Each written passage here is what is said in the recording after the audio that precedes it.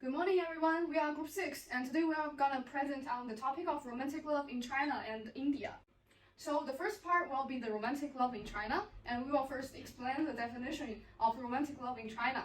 So in the textbook, romantic love in culture context, the author categorized into 4 groups in China. So the first one will be the Chinese folk. They highlight more on the enduring love and companionship between the relationship. And the Chinese literature and film producers, they highlight more on the being attracted and procedure of falling in love with someone. And similarly, they both love sad and anguish love stories.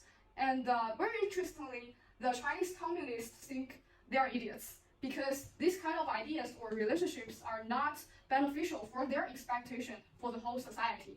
And here you can see some highly mentioned words in our survey that we conducted before. We got 91 participants in total in the end, and they mentioned about each other, mutual or understanding in a romantic love relationship. But some of them, we can see that they also think love is passionate and even sexual. And the second part will be the expression of romantic love in China.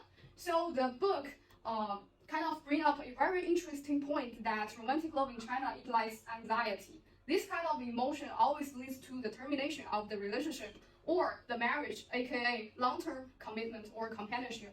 And this graph is about the survey we conducted that we asked the question about which of the following do you consider to be the most intimate expression in a romantic relationship.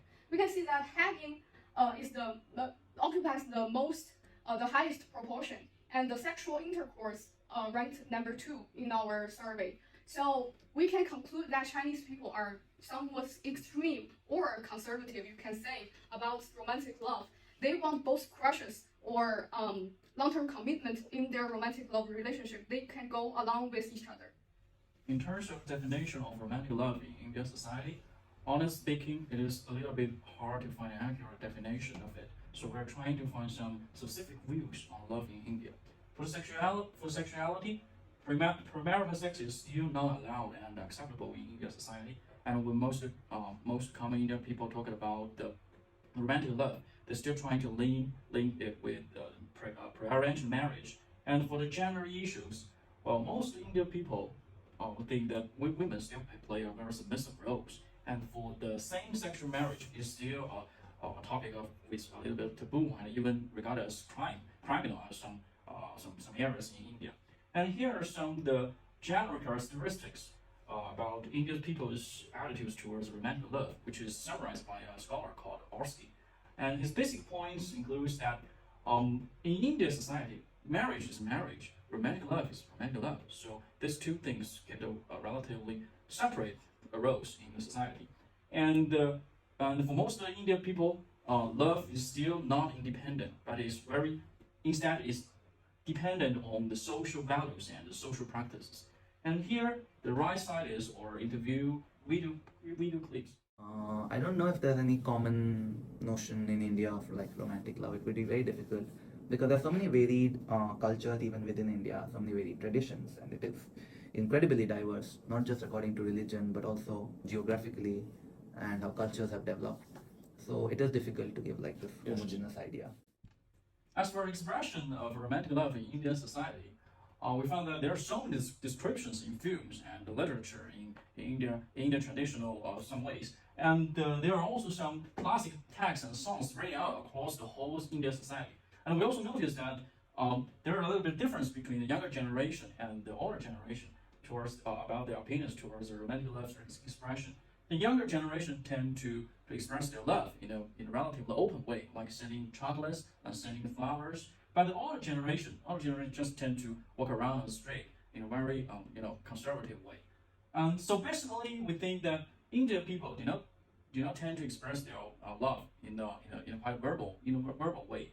And for most of Indian people, they're still not used to convey their love, in a highly contact body touch like hugs and kisses. Here are some comments we found from the Quora website, and here's a video. Depends, it really depends like what they do for each other, how they help each other around the house, outside the house, things like that. More physical, maybe. If you go out, maybe you might see younger people being more comfortable physically around each other, but still very, very carefully, very cautiously, because you're still in a society that isn't used to such displays. This would help us understand what is the expression of romantic love in common people's eyes in Indian society. So, what are the similarities between India and China in terms of romantic love? The first similarity is that we find both countries people emphasize wedding rituals very much. The left side is Chinese situation, the right side is Indian situations. We can see that in China, nearly 70% of people say it's necessary to hold a wedding ritual, and only 1.77% people refuse to hold it. And for India's situation, it's quite interesting. Most Indian people would cost 100,000 rupees to hold a wedding. And 100,000 rupees is equivalent to the annual per capita income for either person. The second similarity is both countries' people want the acceptance from the family, although it's quite mandatory in India. So for the fourth part, we will present down the differences between India and China. So we extracted both marriage-oriented activities in India and China. For India, it's the arranged marriage, and for China, it's the matchmaking. So we conclude that there are still 84% of the marriage in India is arranged by their parents, and in China, the penetration rate of matchmaking is 36.4%.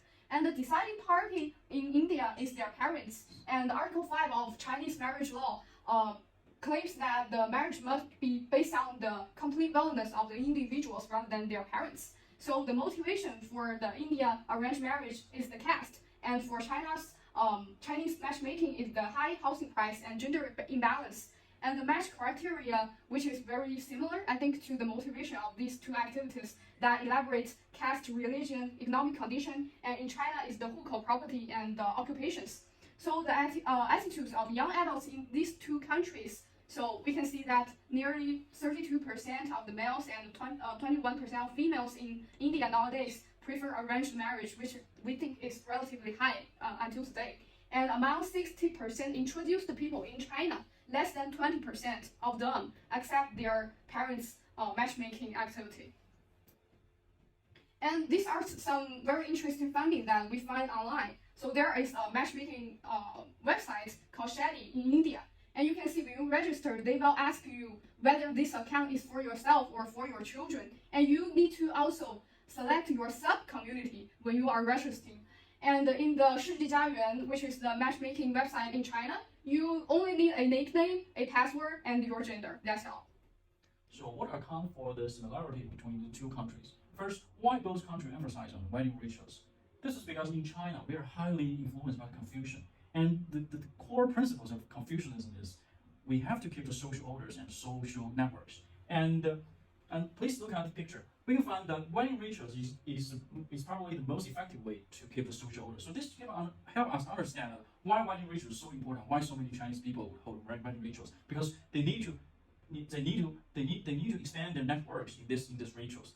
And in India, we notice that nearly 80% of the population of India practice Hinduism. And for Hinduism and in Hinduism principles, the wedding is the most important rituals in one person's whole life. And why both want acceptance from the family? Why? This is because both China and India stress the merits of in-group harmony and cohesion. So in this kind of society, every individual try to find their position in the right place and the right way. And the family, as the basic unions of the whole society, is exactly the right place for young people to find their place and positions. So to keep the group uniformity and keep everyone's structure integrity, young people in both countries try to ask for the acceptance from the older generation, from the family. So for the reason of the differences of deciding party of marriage, in China, the individuals deciding by themselves. The first reason will be the marriage law in China, which gradually shifted the arranged marriage to free love since 1950. And the propaganda in the society through video, newspapers, and promotion slogans that we can see on the pictures that emphasize the free marriage or marriage on themselves. So in India, the deciding party is their parents. Parental control of marriage may have emerged since the Hinduism became the dominant religious party as a mechanism to prevent the intermixing of ethnic groups and castes. And Hinduism also places women in India a relatively low social status. They are dependent on male before and after their marriages. So for the differences, the reasons for differences between the match criteria, it is affected by both cultural and society factors. In China, we look upon hukou, property and occupation. So the high housing price and daily costs in China nowadays emphasize the importance of the economic potentials. So occupations and property also show this kind of potentials of between the two individuals in a marriage relationship. And hukou shows the rural-urban gap that shows the privilege you will get from the city, such as educational privileges. And for India, the caste, religion, and economic conditions are very important in their mind. The Indian society has been stratified mainly on the basis of caste, and lower status castes are socially discriminated. And the caste system is prevalent mainly in India, and they condemns inter-caste marriage. So Hindu religion also plays a strong link between marriage and caste system. So the societal economic development and globalization of the India also changed the trends in the marriage patterns, such as the emphasis on the economic conditions. So here are some food for thought through our presentation.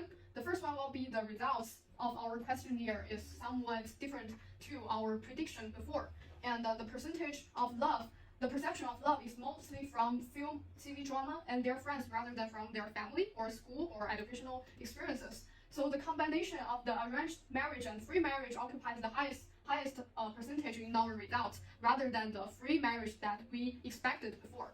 And in the Indian interview that we conducted by ourselves and compared to the online data, more complicated factors like religions, classes, ethnicity are engaged in India compared to China.